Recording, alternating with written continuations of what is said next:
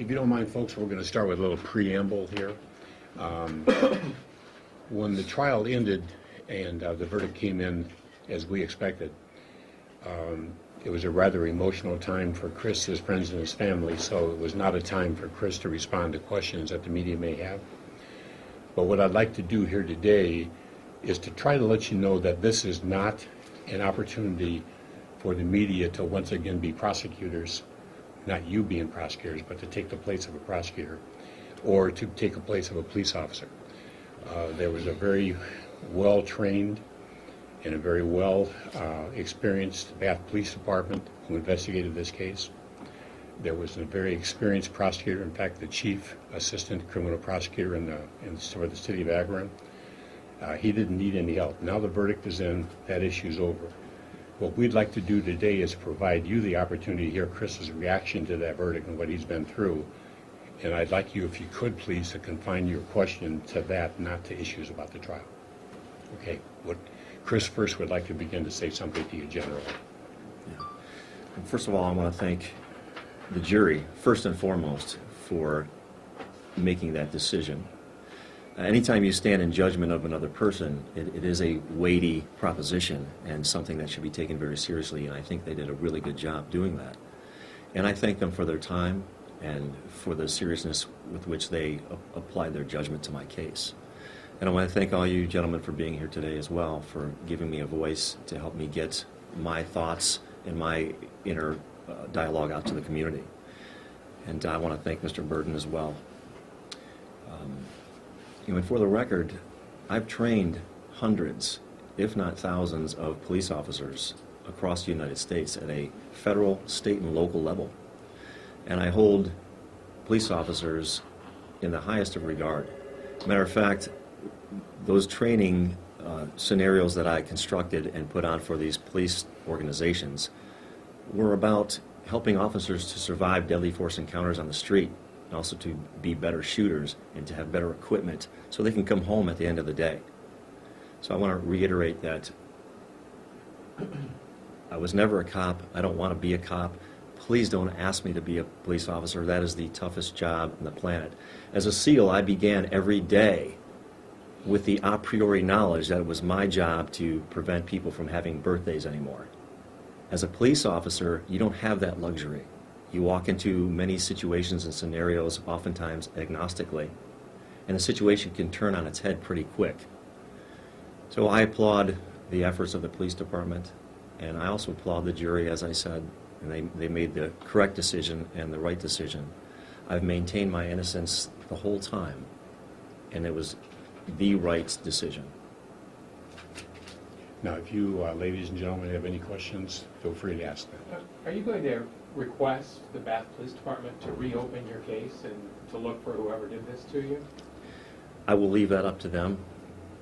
I don't meddle in police matters, so that would be up to them. Do you expect it, though? Do you expect it that this I would hope that they would continue to try to find my assailants, absolutely.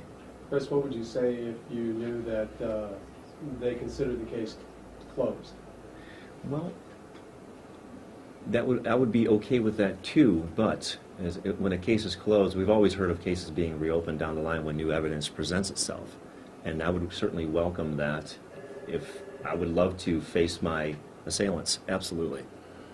Chris, how tough has this been on you and also on your image across the world and your financial, your business ventures? How tough has it been? Scott, it's been very, very damaging. I lost a substantial amount of money in the first 72 hours when I was called a liar and basically tried in the court of public opinion on the day that story broke. As a matter of fact, I was assured that I could get to the police department and answer to the charges and be processed before that happened, but that was not the case. I was given word that would happen, and then the opposite happened. In my line of work, I call that an ambush, and that's what happened to me. So it was very disturbing and distressing, Scott. I won't give a dollar amount, but it was very, very substantial. I will say that. 7 figures, without being too exact. It was a 7-figure loss over the course of the last year. Well, you pride yourself on being a patriot, pride yourself on telling the truth, and the Bath Township Police Department came out and said you're a liar. That's What's the question? Yeah, what's the question, sir? I guess your reaction to that, I mean, you've established a career of being a patriot, taking a stand for what's right, for justice and for truth and for honesty, and obviously your supporters on social media supported that throughout the trial. But you have a police department who came out and said, basically, you're a liar. I just want to know, what was your overall feeling about that? I'm going to interrupt here if I Sure. can. He doesn't want to characterize the Bath Police Department because that consists of a variety of people in very different walks. Some are experts, some are officers in the field, some are detectives, some do administrative roles. So that's not a question I think he ought to answer. I would prefer that you just accept the fact that he's very upset that this ever happened to him, and he's not blaming people, he's not going to charge people with doing something bad. Scott, yes, I'd just like to get off the X, as we call it. Just move on, onward and upward, as I always say, and just stay positive. I think this is not the time for mudslinging or accusations. What's done is done, and I want to leave it all on the table and just move forward. Yeah. So there are always going to be people who doubt these verdicts, who believe that maybe the police were right, that a story was made up if no other reason to save embarrassment. What would you say to those people who still don't trust in this verdict? Well, there's always going to be naysayers, and the court of public opinion is a very vicious and malicious court. I think we have, as a nation, have lost the whole concept of innocent until proven guilty. Social media allows us to be what I call keyboard commandos and throw darts and sniper rounds at people from the safety of your own home and a keyboard. It allows people to be very outspoken and opinionated because they never have to face the people that they're throwing these accusations at. So I understand the psychology behind it, and it's the world we live in today. But I would just ask people at home to, if you're in doubt, if you still have doubts, Channel 5, I believe, live streamed the entire court proceedings both days. So request a copy of that and take 16, 18 hours out of your life and watch it. Maybe that'll change your opinion. But I'm not going to try to sway your opinion here. You know, we all say you can't please everyone, and that's the truth. And nor am I trying to. You can't sleep at night when you go to bed thinking, geez, I have to please everybody. No. I try to do the best that I can for my business partners, for my family, for my fiance, for my country and my community. I am a patriot, and I will defend the United States from enemies foreign and domestic. That's what I swore to. And as far as I know, that oath is still on the table that I took. That extends to the city of Bath, the city of Akron. I hold no ill will toward either of those public institutions at all. But yeah. Talking to one Yes. of the jurors yesterday, they said they didn't necessarily believe you on the stand, but that the prosecution didn't prove that you lied either. Given that, did that make you feel any more nervous during the trial that you may or may not be acquitted, and moving forward, and having that thought in your mind that the jury felt that they didn't necessarily believe you? Should people out there believe that this is the truth? Well, I would say that a verdict that was 8 in favor of not guilty and 0 in favor of not guilty kind of disproves the very words that juror spoke on record. And that juror joined in that verdict in 35 minutes. That usually is the time it takes to elect a foreman. Well, what the juror was saying is that the prosecution did prove its case, but they don't necessarily believe what you said either. I doubt that one juror represents the views of the others. I say that because part of the instructions given to a jury is that every time you have interrelations between people, there is room for some possible or imaginary doubt. We accept that. We all live in our world. What is not true is that this person deep down believed that he was guilty. I don't think she or he said that. There's going to be some doubt because what do we have? 2 days of continuous testimony in this case, a year of evidence in this case. So it would not be surprising that something within that evidence might cause doubt. But it doesn't mean they have doubt about his innocence. That's something entirely different. The answer can be different depending on how the question is phrased. And I'm convinced in my mind that those jurors individually and collectively believe two things: that the government didn't prove their case and that Chris was innocent. And that the story was all completely accurate. I think they believe, contained in that, do they believe his entire story? I guess it's a question because innocence is different than not guilty, is what the prosecutor said. You know something, I'll bet any amount of money if this was a loved one of yours, you would never ask that question.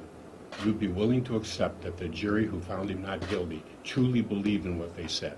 You can always say a person is not innocent. You can always say a person maybe was guilty. But that's not the world that we live in. That's not the judicial system that we have. And I can tell you the rules always change when there's something personal. If you were there at the trial and you heard me speaking in closing argument, I talked about what reasonable doubt is. It's requiring the jury to make a judgment in the most important of their own affairs. And that's what they did. And my feeling is that the most important of their affairs would mean, I believe, that Chris Heben was innocent as well as being not guilty in the law. Chris, how much of an emotional roller coaster from the beginning when you were shot, which is obviously very traumatic, to where you are right now? Can you just talk a little bit about that, about your emotions throughout it?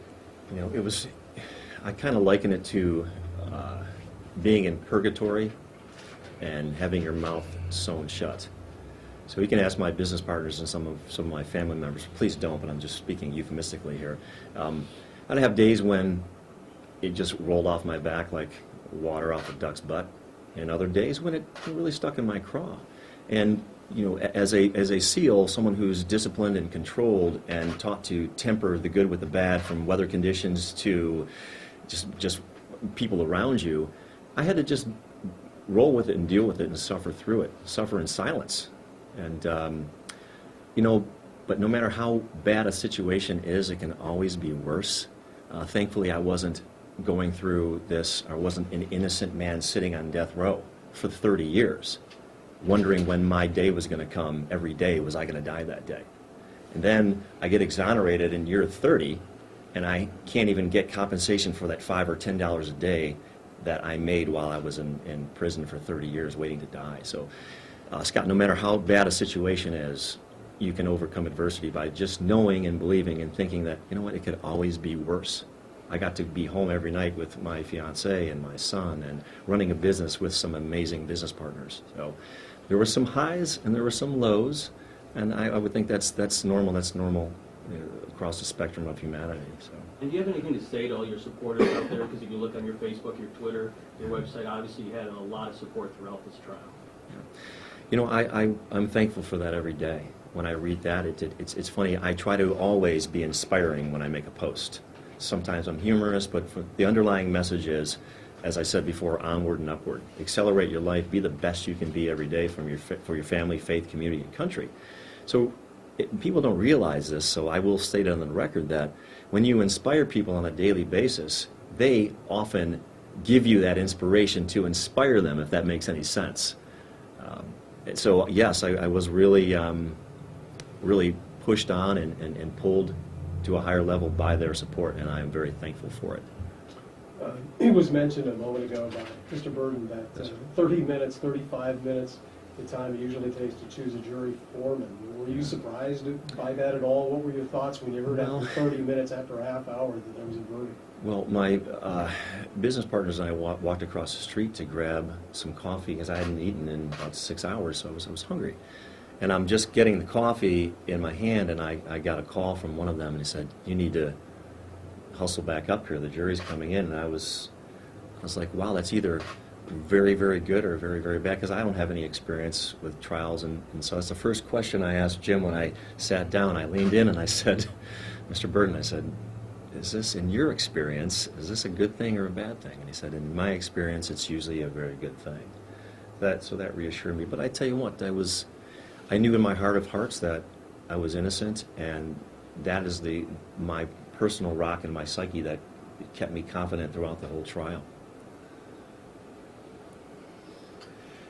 Chris, what happened with, I was going to say, during the closing arguments for the prosecutors, they sort of alluded to that they thought you had shot yourself and that you had done it to get attention. Now that you've had a couple of days removed from that, what are your thoughts about what they said Well, I don't want to malign anyone. As Craig Morgan did a job, and a matter of fact, before the jury deliberated, when they were dismissed to go into their jury room, he came up to me, and I thought it was very up and up for him to do this, and he extended his hand, and he said, Mr. Heben, I just want you to know that I'm merely doing my job, and this isn't personal, and I'm sorry that we had to meet under these circumstances.